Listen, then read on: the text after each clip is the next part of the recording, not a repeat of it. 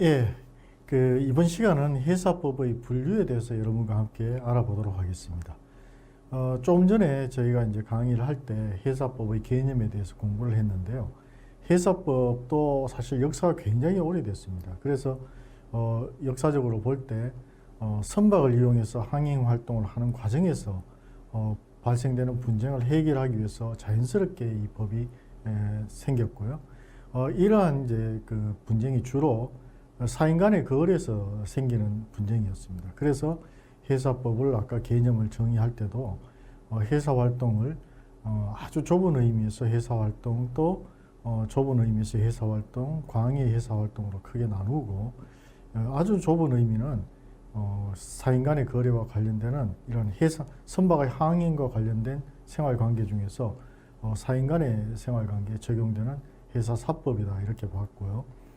조금 더 넓게는 이제 우리가 행정 영역과 관련이 더 깊습니다만은 이러한 사법 영역에다가 조금 더 넓게 선박의 항행과 직간접적으로 관련되어 있는 여러 가지 공법이 적용되는 분야까지 포함을 했습니다. 그러나 이제 좀 전에 다시 한번 봤습니다만은 미국의 쇼윈봄이나 이아노폴루스 같이 해양법과 관련된 국제 분쟁까지도 바다와 관련된 것은 무조건 회사법의 영역으로 보는 것이 옳겠다 하는 이러한 이제 개념까지 나오게 됐습니다. 그러니까 이러한 이제 광의 회사법은 아직까지는 국제적으로 봤을 때 회사법의 개념으로서 어떤 정설이 되어 있는 것은 아닙니다만은 결국은 지금 과학기술의 발달이라든지 해양의 이용 범위가 넓어지고 있기 때문에 궁극적으로는 이러한 분야까지 폭넓게 회사법의 영역으로 보는 방향으로 진행은 되고 있다 이렇게 보겠습니다. 그래서 이러한 회사법의 개념을 여러분들이 머릿속에 일단 넣어두시고 지금부터 회사법을 어떻게 분류하는지에 대해서 한번 알아보도록 하겠습니다. 이 회사법의 분류와 관련해서는요, 회사 국제법과 회사 국내법, 회사 사법과 회사 공법, 또 그 다음에 업무 유형별로 이렇게 분류를 할 수 있겠습니다. 이러한 세 가지 관점에서 이번 시간에 회사법을 분류해 보도록 하겠습니다. 자, 먼저 회사 국제법과 회사 국내법에 대해서 알아보도록 하겠습니다. 일반적으로 우리가 법을 국내법과 국제법으로 구분할 수가 있는데요. 국내법 즉 도메스틱 로라는 것은 특정 국가의 영역 내에서 또는 그 국가의 국민에게만 적용되는 이러한 법령 등을 우리가 국내법이다 이렇게 볼 수가 있겠습니다. 반면 국제법 즉 인터내셔널 로즈라는 것은 국가 간 또는 국가와 국제기구 간의 관계를 규율하는 법을 얘기하는데요. 국제관습법과 조약으로 크게 구성이 되어 있습니다. 이러한 이제 국제법은 결국 이제 공법의 영역에 해당이 되는 것이고요. 국내법의 경우에는 사법과 공법의 영역이 모두 포함하는 개념이다 이렇게 볼 수가 있습니다. 국제법이라고 해서 국내에서 전혀 적용되지 않는 것은 아니고요. 이러한 국제법이 국제협약으로 이렇게 만들어졌거나 했을 때 각국의 국내법이 어떻게 규정하느냐에 따라서 자국의 국내법과 동일한 효력을 가질 수도 있고, 예를 들어서 중국과 같이 자기들이 비준한 국제법은 국내법보다 우선적 효력을 두는 경우도 있습니다. 그래서 각 나라마다 개인에 있어서는 국제법의 영역도 어떤 효력을 가지는지가 조금씩 달라질 수가 있다는 것을 우리가 기억할 필요가 있다 이렇게 보겠습니다. 그래서 국내법과 국제법을 이렇게 구분을 하고 있는데요. 회사법의 경우에도 마찬가지로 회사 국제법과 회사 국내법으로 우리가 구분을 할 수가 있습니다. 먼저 회사 국제법을 보면은 회사에 관한 회사 생활관계 즉 회사 활동에 관한 국가 간 또는 국가와 국제기구 간의 관계를 규율하는 법을 우리가 회사 국제법이다 이렇게 볼 수가 있겠습니다. 주로 국제관습법과 조약으로 구성이 되어 있는데요. 예를 들면은 가장 광범위하게 적용되는 이러한 회사 국제법으로는 웅클로스 즉 해양법에 관한 유엔 협약이 있습니다. 과거에는 주로 관습법에 의해서 해양법이 구성이 되어 있다가 1980년대 제3차 유엔 해양법 회의를 통해서 해양법에 관한 유엔 협약이 제정이 되고 이 협약이 발효됨에 따라서 전 세계의 해양은 일종의 그 해양에 관한 헌법이라고 볼 수 있는 해양법 협약의 틀 속에서 개별적인 국제법이 만들어지고 있고 이것이 각국의 국내법으로 수용이 되고 있는 이러한 현실입니다. 그래서 해양법에 관한 유엔 협약과 같은 아주 중요한 해사 국제법이 있고요. 이 해양법에 관한 유엔 협약이 포함된다고 보면은 이아노폴로스가 얘기했는 아주 넓은 의미에서 광의 해사법의 개념으로 볼 수도 있겠습니다. 그 다음에 그 ILO 해사협약 선원의 노동 또는 그 항만 근로자들이라든지 선원들의 노동 조건과 관련해서는 국제노동기구에서 해사협약을 제정을 해서 발효시키고 있는데요. 이러한 그 ILO의 해사협약들도 모두 해사국제법의 영역에 속한다 이렇게 볼 수 있습니다.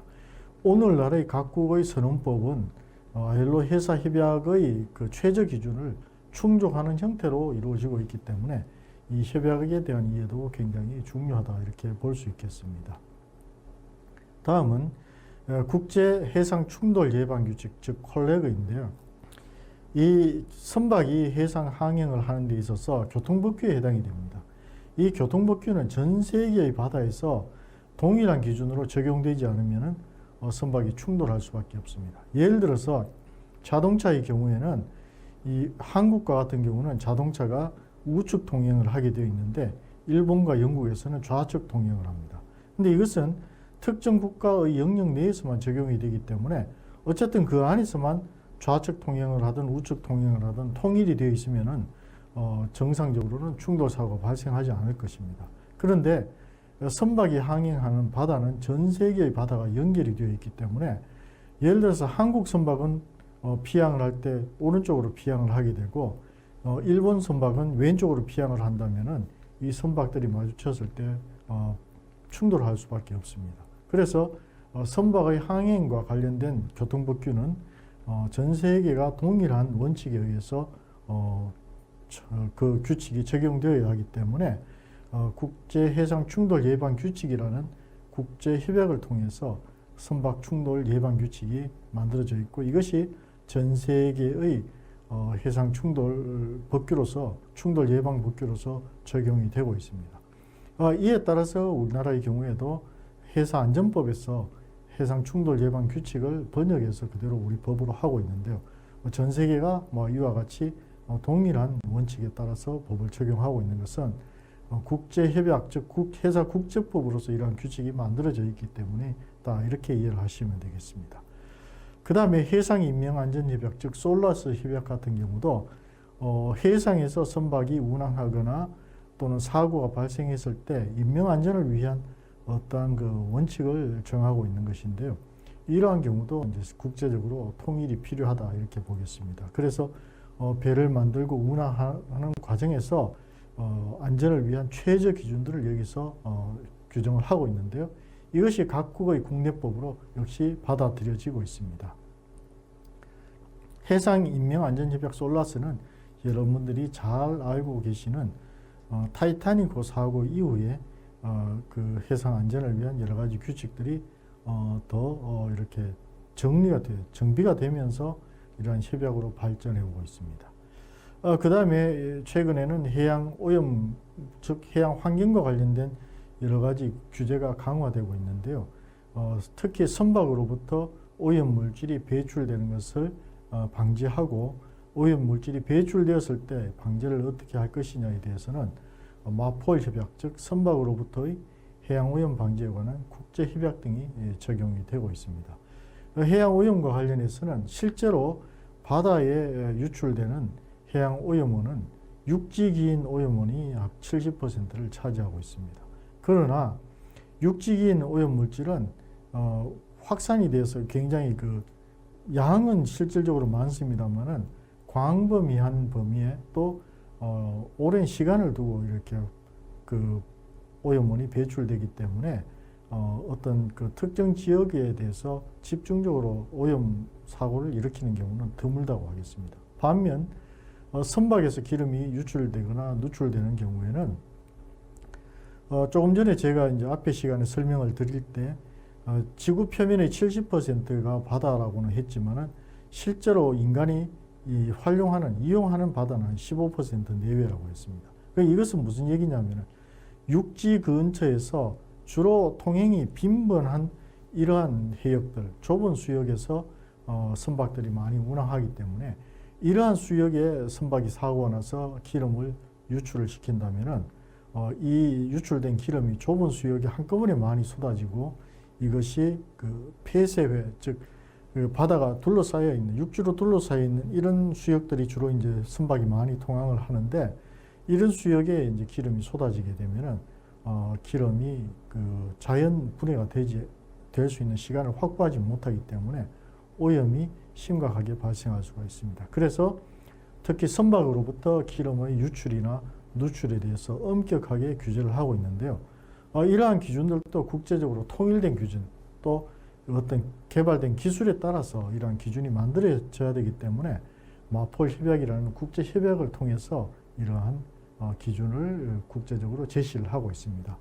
그 유엔 해양법 협약의 경우에는 유엔 총회에서 이것을 결의를 합니다만은 그 나머지 협약들은 대부분 IMO라는 유엔 산하 기구에서 주로 제정을 하고 있습니다. 또 해상 수색 및 구조에 관한 협약, 사흘 협약은 선박이 조난됐을 때 수색이나 구조에 관한 국제적인 기준, 또 자기 나라 선박이 아니더라도 인접해 있는 국가에서 수색 구조에 협조할 수 있도록 하는 이러한 체제들을 갖추고 있는데요. 이러한 것이 이제 국제 협약으로 만들어지고 이 협약은 비준을 하게 되면은 각국이 국내법으로 이것을 다시 이 내용을 제정을 해서 실제로 이 모든 국민들에게 적용이 될 수 있도록 해야 됩니다. 그래서 이러한 해사 국제법의 영역이 굉장히 중요하고요. 오늘날은 이러한 해사 국제법이라는 것이 국제기구를 통해서, 즉 IMO나 ALO를 통해서 만들어지면 이것이 국내법으로 그대로 다시 수용되는 이런 절차를 거치게 됩니다. 다음은 해사 국내법에 대해서 알아보겠습니다. 해사에 관한 생활관계, 즉 해사 생활관계에 관한 모든 국내 법령을 우리가 해사 국내법이다 할 수 있습니다.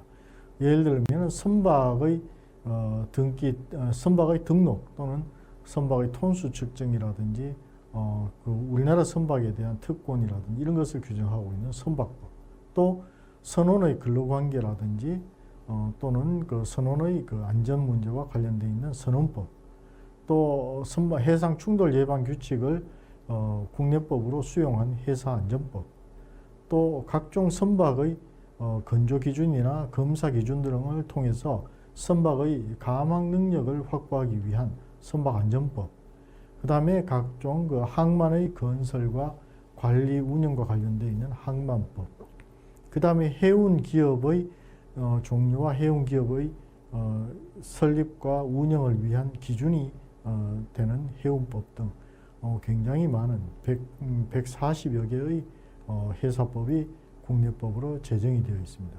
그런데 이들 그 해사법의 대부분은 앞에서 설명드렸는 해사 국제법에서 국제협약으로 만들어진 이러한 내용들을 국내법으로 다시 수용하고 있는데요. 예를 들면은 선원법의 경우에는 해사 노동협약, ILO에서 만든 해사 노동협약의 내용을 최저 기준으로 해서 이보다 더 상회하는 기준으로 선원법을 제정을 하고 있습니다.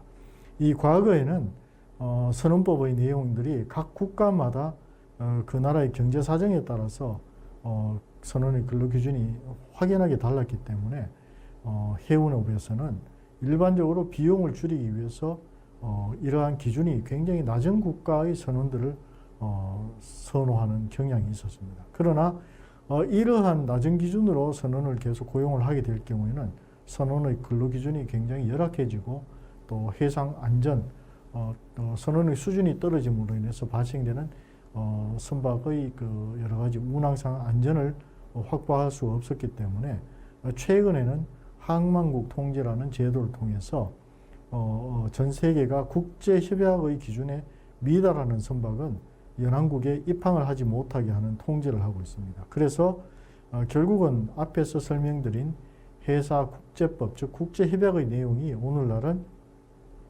모두 국내법으로 수용이 돼서 전 세계적으로 시행이 되기 때문에 전 세계 바다에서 국제 항행을 하는 선박은 최소 기준으로서 국제협약을 준수하고 있다. 준수하는 선박만 외국의 항에 입출항을 할 수 있다. 이렇게 보시면 되겠습니다. 이러한 그 회사 국제법과 국내법의 관계에 의해서 선박의 안전 또 선원의 안전을 확보하고 원활한 해상 운송이 이루어지고 회사 활동을 할 수 있다. 이렇게 볼 수가 있겠습니다.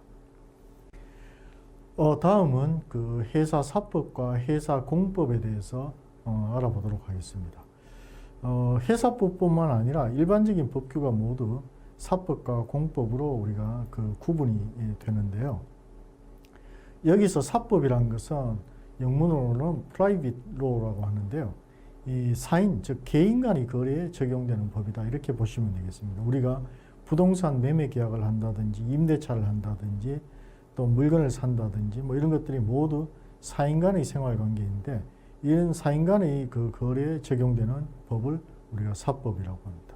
여기서 사인 간의 거래라는 것은 예를 들어서 국가와 거래를 하더라도 내가 사적 계약의 관계로 형성이 될 때는 이것은 사법, 즉 사인 간의 거래로 볼 수가 있고요.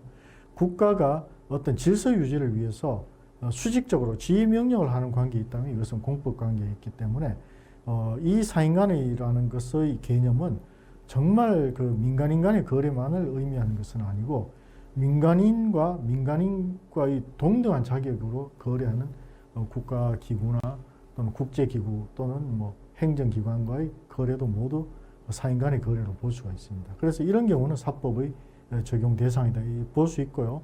따라서 이 사법은 수평적 거래 관계에서 적용되는 법이라고 볼 수가 있겠습니다. 그래서 예를 들어서 개인 간의 거래는 모두 수평적 거래가 되는데 이제 행정기관, 정부와 거래를 하더라도 정부의 물건을 납품한다든지 이런 경우에는 수평적 관계에서 계약을 하게 되는 것이죠. 이론상으로는. 그래서 이런 경우에는 모두 사법이 적용된다. 이렇게 볼 수가 있습니다. 그 다음에 공법, 즉 퍼블릭 로우라는 것은 국가와 국제기구, 국가와 사인 간의 관계에 적용되는 법이다. 이렇게 보겠습니다. 국가와 국가 간의 관계에서도 역시 공법이 적용되는 것으로 볼 수 있는데요. 이것은 결국은 수직적, 명령적 생활관계에 적용되는 법입니다. 국가가 이제 국가의 질서를 유지하기 위해서 또는 국제기구, 국제 간의 그 관계에서 질서를 유지하기 위해서 만든 법이기 때문에 좀 강제적으로 적용이 된다. 당사자가 원하고 안 원하고의 관계가 없이 강제적으로 적용된다고 볼 수 있기 때문에 수직적, 명령적 생활관계에 적용되는 법이라고 볼 수 있습니다. 예를 들어서 우리가 자동차를 운행을 할 때 그 교통법규 같은 경우가 이제 대표적인 공법이라고 볼 수 있는데요. 교통법규를 내가 합의 안 했으니까 나는 여기 못 따르겠다 이렇게 할 수 없는 거죠. 그렇게 해버리면은 사고가 빈번하게 되고 이 여러 가지 이제 그 질서의 교란 행위가 생기겠죠. 그래서 이것은 개인의 어떤 합의와 관계없이 국가가 전체적으로 어떤 합의가 이루어져서 만들어진 법이면은 이 명령에 의해서 적용이 된다 이렇게 볼 수가 있습니다.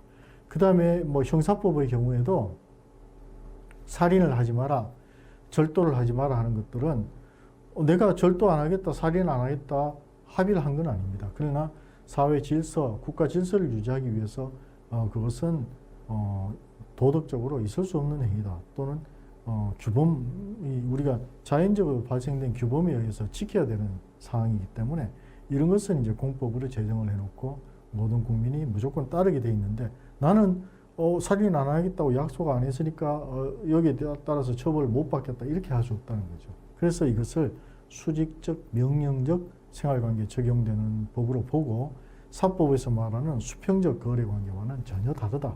이렇게 이해할 수 있겠습니다.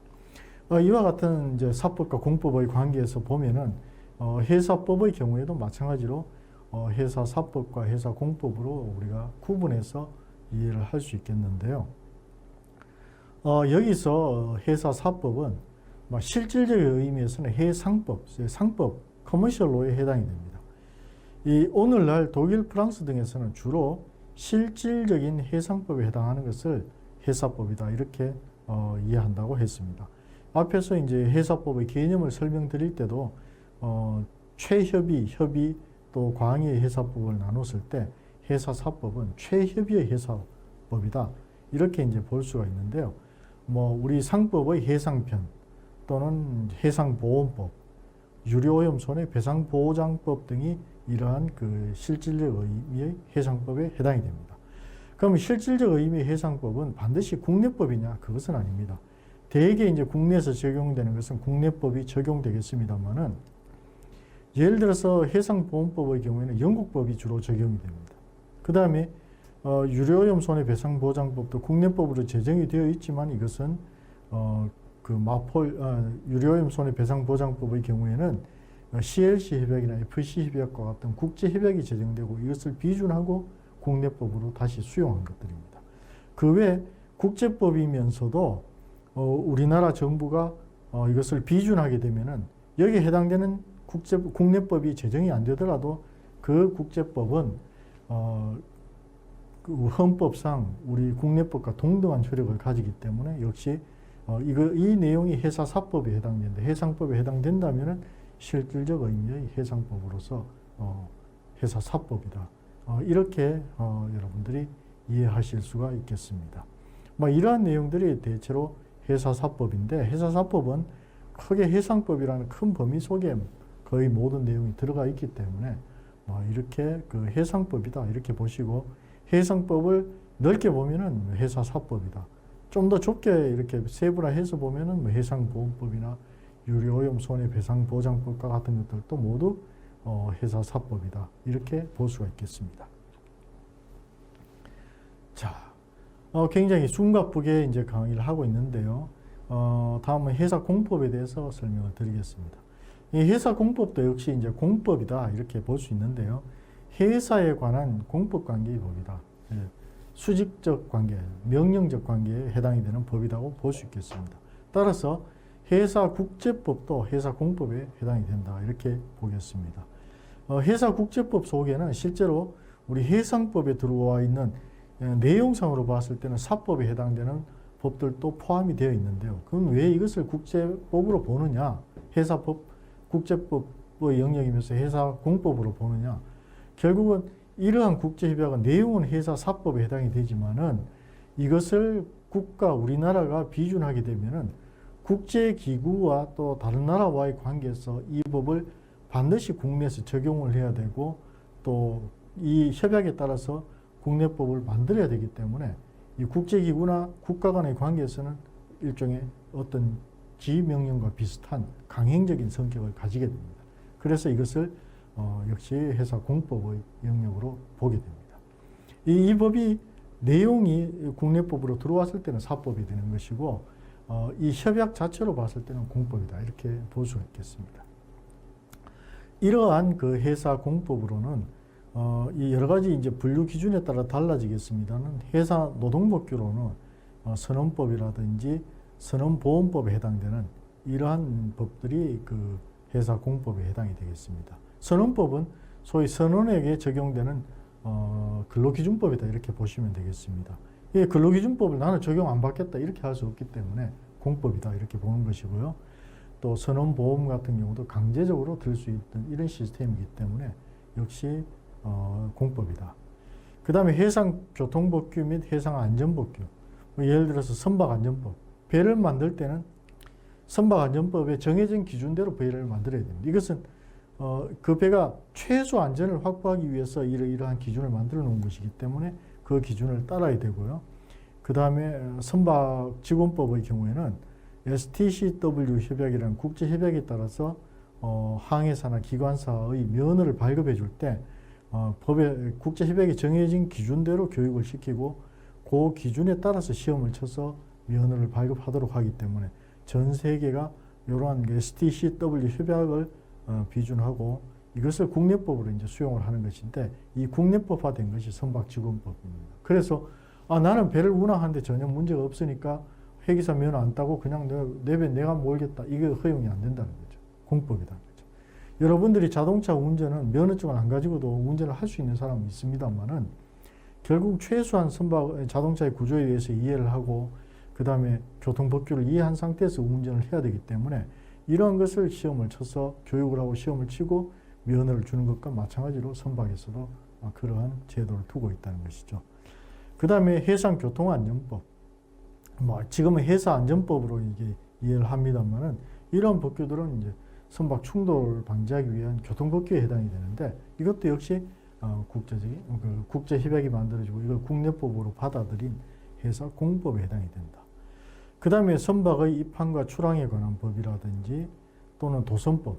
이제 외국 선박이나 대형 선박이 들어올 때 수로를 잘 모르게 되면은 수심이 얼마다 뭐 이런 걸 잘 모르게 되면 충돌할 가능성이 있거나 좌초될 위험이 있습니다. 그래서 그 수로에 대해서 아주 전문적인 지식을 가진 사람을 도선사로 선발을 해서 이 사람들의 도선, 즉 선박의 그 인도하에 이 선박이 운항을 하기 때문에 이런 이제 도선사를 뽑고 그 다음에 도선을 어떻게 할 것인지에 대한 법을 도선법에서 규정하고 있는데요. 이것도 나는 선장으로서 충분히 능력이 있기 때문에 도선사 필요 없다 할 수 없다는 거죠. 강제적으로 적용을 하는 겁니다. 그 다음에 항로 표지법. 이 항로를 이제 그 국가에서 항로를 지정을 해서 이렇게 표지를 하고 있으면 거기에 따라서 선박이 운항을 해야 되는데요. 뭐 이런 것들도 다 공법에 해당이 되고 그 다음에 수로 업무법. 수로를 유지 관리 또 개설하기 위해서는 수로 업무법에 따라서 도로를 내듯이 이제 바다에서도 이런 수로를 내게 되는데요. 여기에 따라가게 됩니다. 그래서 도로도 마찬가지죠. 자동차 다니는 도로를 내 마음대로 개설할 수 없기 때문에 이러한 개념으로 보시면 되겠습니다. 그 다음에 해양사고의 조사 및 심판에 관한 법률의 경우에는 그 선박이 사고가 났을 때 사고 원인을 규명하고 원인을 제공했는 해기사의 경우에는 면허에 대해서 징계를 하게 되는데요. 이런 것도 일종의 그 공법적인 규제다 이렇게 볼 수가 있겠습니다. 그 다음에 국제해상 충돌 예방 규칙이나 해상 인명 안전 협약은 앞에서 해사 국제법으로 우리가 검토를 했지만은 공부를 했지만은 이 국제법이건 국내법이건 간에 이것은 공법에 해당되는 것은 해사 공법으로 분류를 할 수가 있습니다. 그 다음에 해양환경법규로는 해양환경관리법이나 해양오염방지법 또는 마폴협약이라든지 이런 이제 국제협약과 국내법이 모두 해양환경과 관련된 것은 해양환경법규로 볼 수 있는데요.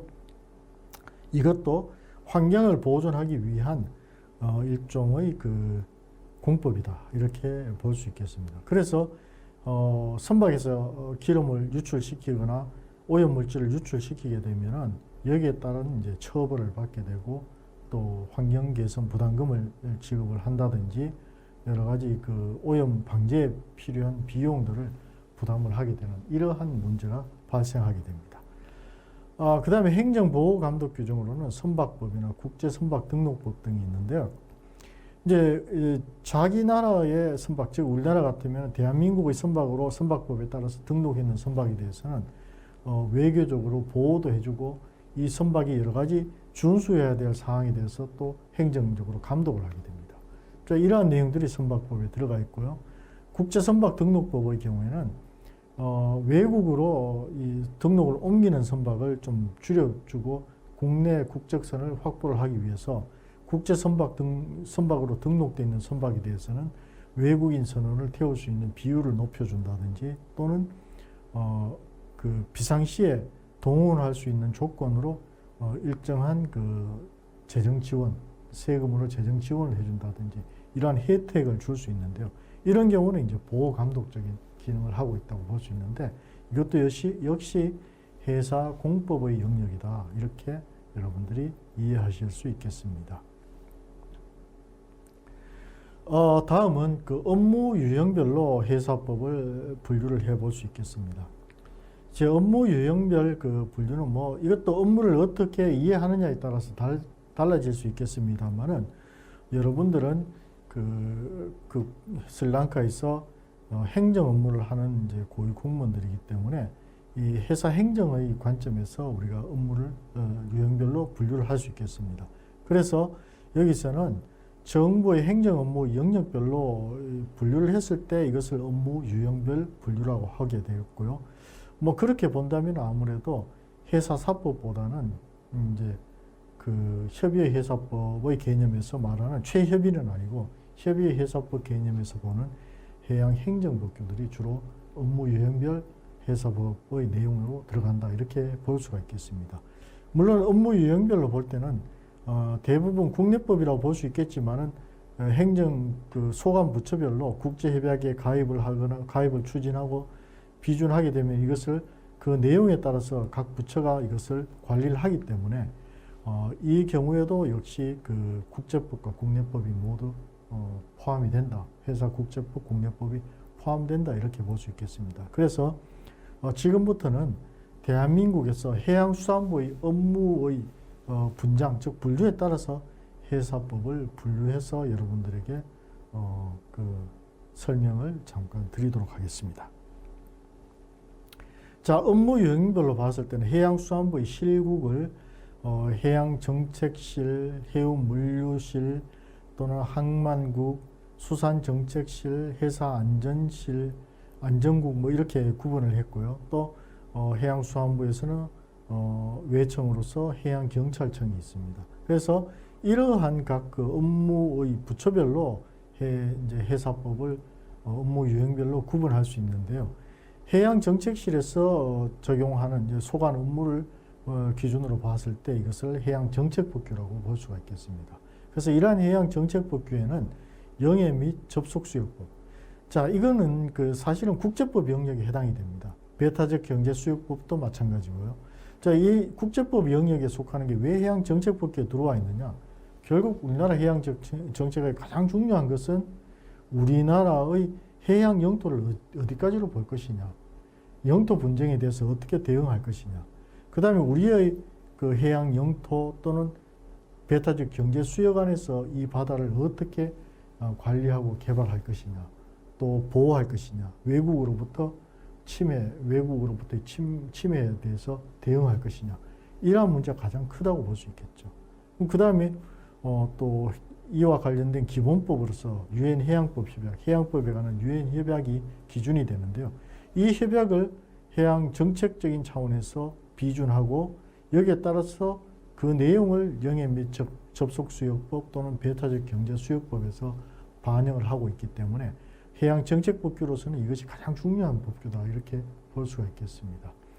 그 다음에 해양개발기본법 같은 경우는 이러한 그 영해 및 접속수역법 또는 배타적 경제수역법에 의해서 우리나라가 관리할 수 있는 이제 그 바다의 면 또는 해수면이라든지 또는 연안이 이제 우리 확보가 되면은 이 연안에 대해서 해양을 어떻게 이용하고 개발할 것이냐 하는 이러한 부분이 문제가 되는데요. 해양 개발에 대해서도 난개발이라든지 여러 가지 문제가 발생할 수 있기 때문에 해양개발 기본법에 의해서 틀을 만들고 이 틀에 따라서 다시 개별적인 연안역 관리법이라든지 뭐 항만 개발과 관련된 법이라든지 이런 법이 만들어질 수 있는데요.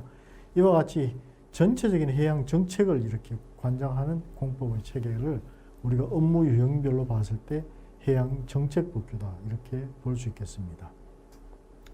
다음은 해운물류국에서 주로 소관 업무를 할 때 적용되는 법을 우리가 해운물류 행정법규라 이렇게 볼 수 있는데요. 뭐 대표적인 법이 해운법이겠죠. 해운업을 하기 위해서는 해운법에서 정하고 있는 6가지 해운업에 대해서 각각의 면허나 신고를 하고 자격을 취득한 이후에 해운업을 경영을 해야 되고요.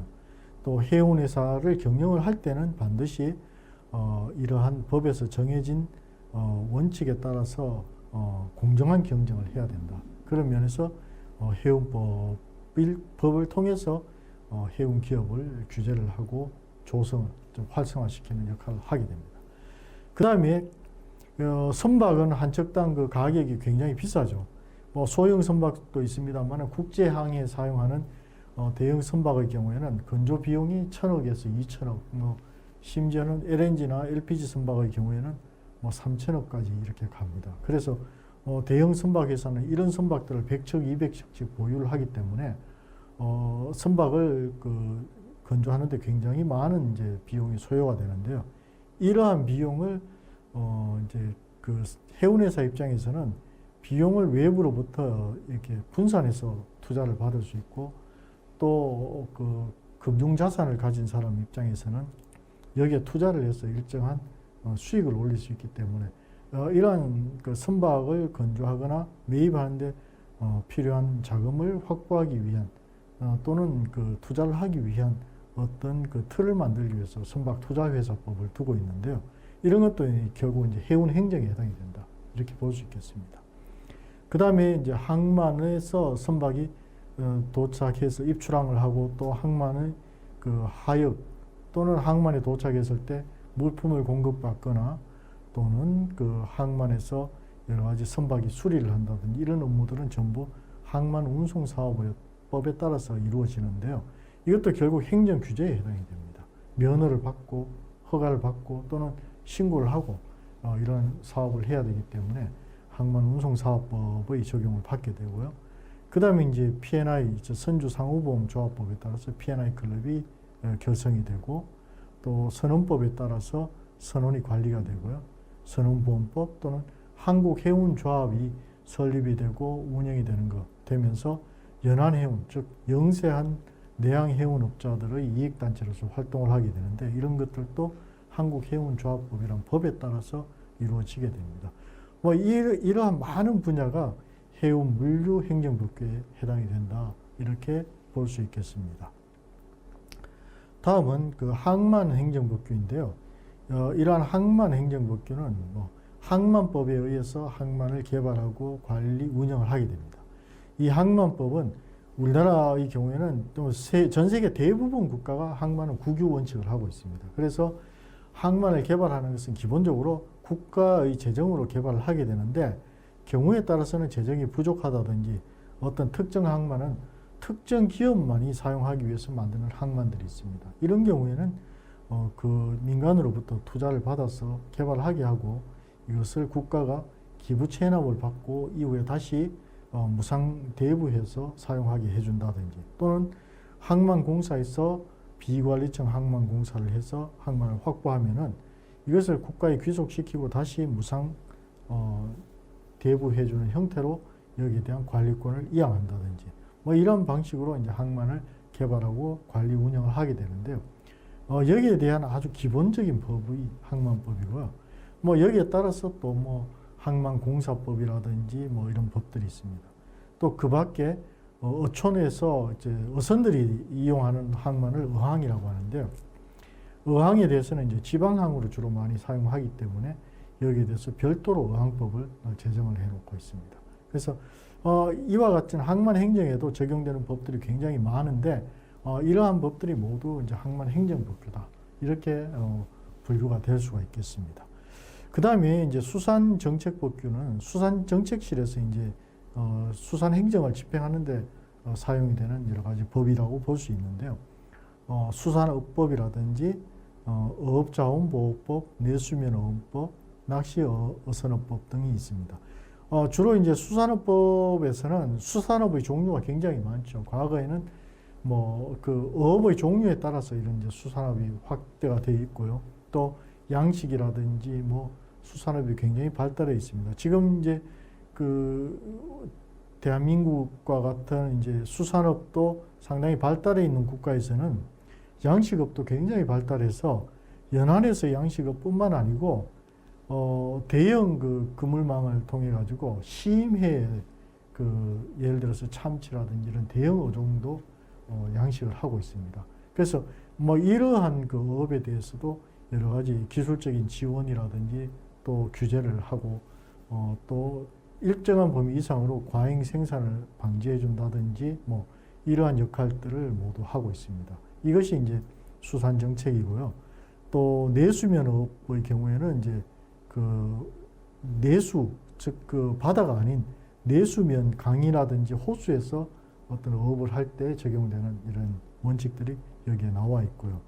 또 최근에는 중요한 것이 물고기라든지 어족자원을 채취하는 기술이 너무 발달하다 보니까 어족자원의 고갈이 문제가 되기 때문에 어업자원을 보호해 가지고 좀 더 많이 이제 미래 세대에 넘겨주고 우리도 생산을 할 수 있는 이런 체제로 가야 되기 때문에 어업자원 보호에 관한 법이 굉장히 중요한 역할들을 하고 있습니다.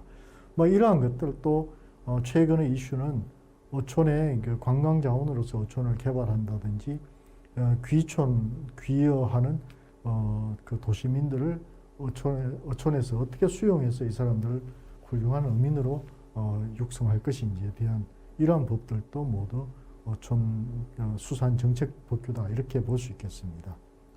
그 다음 해사 안전 행정 법규는 예를 들어서 선박이 운항할 때 선박법이라든지 선박안전법 등에 따라서 선박을 건조하거나 그 다음에 운항할 때 어떤 안전을 지켜야 될 사항들을 규정을 하고 있고요. 또 교통법규도 마찬가지겠죠. 그런 이제 형태로 이제 되어 있고요. 그 다음에 수상대자 안전법 같은 경우도 여기에 포함이 됩니다. 그 다음에 해양경찰의 직무집행과 관련해서는 해양경찰과 관련된 여러 가지 법규들인데 이것이 해양경찰법규로 적용이 되고 있습니다. 그 다음에 20세기 와서 국제해운 환경이 굉장히 변화했고요. 이것이 이제 21세기엔 더 많은 변화가 이제 이루어지고 있습니다. 이제 이러한 변화는 결국은 과학기술의 발달로 해서 선박 건조기술, 선박 운항기술이 발달해 있고요. 21세기에는 AI에 의한 자율운항 기술도 이제 발달하고 있습니다. 따라서 이러한 기술 변화가 결국 해사법에도 영향을 미치는데 이러한 영향에 따라서 국제협약을 통해서 이런 해사법이 통일화가 되고요. 이러한 그 국제협약을 통한 통일화는 IMO, ILO, UN, 또 ILC, 웅크타드 등이 주도하고 있습니다. 이러한 협약이 국내법으로 다시 수용됨으로써 국제적으로 해사법은 통일화되는 경향이 있다. 이렇게 볼 수 있겠습니다. 다음은 그러면 이러한 국제협약을 어떻게 국내법으로 받아들일 것이냐가 문제가 될 것인데요. 이 부분은 그 대한민국이 비준한 국제협약은 우선 국내법과 같은 효력을 가지게 되기 때문에 국제협약을 비준하게 되면 국내법과 효력은 같아집니다. 그러면은 헌법, 국제협약과 법률은 동일하다. 그러면은 협약과 법률 간에는 신법 우선의 원칙이나 특별법 우선의 원칙이 적용되면서 국내법과 똑같은 효력을 가지게 되는데요. 실제로는 국제협약을 그대로 비준만 해서는 국내에 적용하기가 쉽지 않습니다. 그래서 이것을 국내법으로 다시 제정을 해주는 절차를 한번 거치게 됩니다. 그래서 국제협약을 비준하지 않고 일반법에서 협약의 실질적 내용을 그대로 수용해서 두는 방법이 있고요. 예를 들어서 우리가 해사사법의 경우에는 상법 속에 해상편이 들어가 있는데 각종 국제협약의 내용이 번역이 되어서 그 내용 속에 스며들게 되어 있습니다. 이런 경우가 있고, 그 다음에 그 국제협약을 비준한 후에 특별법을 만들어서 협약의 내용을 수용하거나 인용하는 방식인데요. 유류오염 손해배상보장법이라든지 마폴협약을 받아들인 해사안전법 같은 경우가 여기에 해당이 되겠습니다. 그 다음에 국제협약을 비준하지 않고 특별법에서 국제협약의 내용을 수용하는 이러한 방식도 있는데요. 이런 경우는 국제협약을 비준했을 때 국가가 책임을 져야 되기 때문에 이 부분은 피하면서 그 실질적인 내용은 세계적으로 통일을 시킬 필요가 있다 할 때는 이러한 방식을 사용하는데 이제 국제기구에서 역할이 커져 있는 대한민국의 경우에는 좀 바람직하지는 않은 방식이다 이렇게 볼 수가 있겠습니다. 그 다음에 그 국제협약을 비준하고 국내에 입법하는 방식으로는 국제협약에 우선 가입하고 그 내용을 나중에 국내법으로 만들거나 또는 국내법에다가 미리 국제협약의 내용을 수용한 후에 국제협약을 차후에 비준하는 이런 방식들을 크게 사용을 하고 있습니다. 또 이미 비준했는 국제협약을 국내에 입법을 할 때는 국내법과 국제협약이 별도로 존재하도록 두는 방식이 있고 특별법에서 국제협약을 인용하는 입법 방식이 있습니다. 특별법을 만들어 가지고 부칙에다가 국제협약을 두고 이 국제협약을 국내법으로 적용합니다. 이렇게 이제 한 조항을 두는 경우가 있고요. 특별법에서 국제협약을 실질적으로 수용하는 입법 방식. 특별법을 만드는데 이제 예를 들어서 한국어와 영어가 다르기 때문에 영어 원문을 한국식으로 번역을 해서 한국 법의 책에 맞게 이렇게 만드는 방식이다 보시면 되겠습니다. 그 다음 국제협약을 비준한 후에 일반법에서 협약의 실질적 내용을 수용하는 방식을 또 사용을 합니다.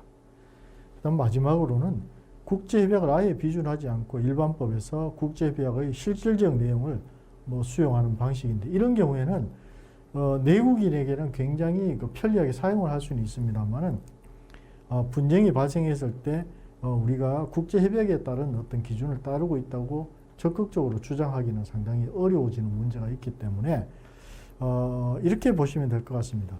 그 경제적 상황이나 산업 상황이 충분히 이 협약을 우리가 비준을 하고 국내에서 협약을 준수하는 데 문제가 없다고 보면은 가급적이면 국제협약을 비준하고 국내법화하는 게 좋고, 그런 그 의무 부담이 있으면서 이 제도는 도입해야 된다. 그래서 아직까지 여건이 좀 부족하다고 할 때는 국제협약은 비준하지 않고 그냥 협약의 내용을 필요한 부분만 국내법으로 수용하는 이런 방식도 많이 사용을 하고 있다. 이것을 참고하시면 되겠습니다. 이번 시간에는 회사법의 분류에 대해서 회사 사법과 회사 공법, 또 회사 국제법과 회사 국내법을 분류해 봤고요. 이러한 이제 학문적인 이 이론적인 바탕 위에 해양수산부의 업무 분야별로 회사법을 다시 분류를 해 봤습니다. 여러분들이 회사 행정을 앞으로 구상을 하고 정책을 수립하거나 행정을 하는 데 있어서는 이러한 그 바탕 위에 업무 유형별 회사법의 분류를 기준으로 해서 분석을 해보시면 많은 도움이 되리라 생각합니다. 잠시 쉬다가 다시 퀴즈를 하도록 하겠습니다. 수고하셨습니다.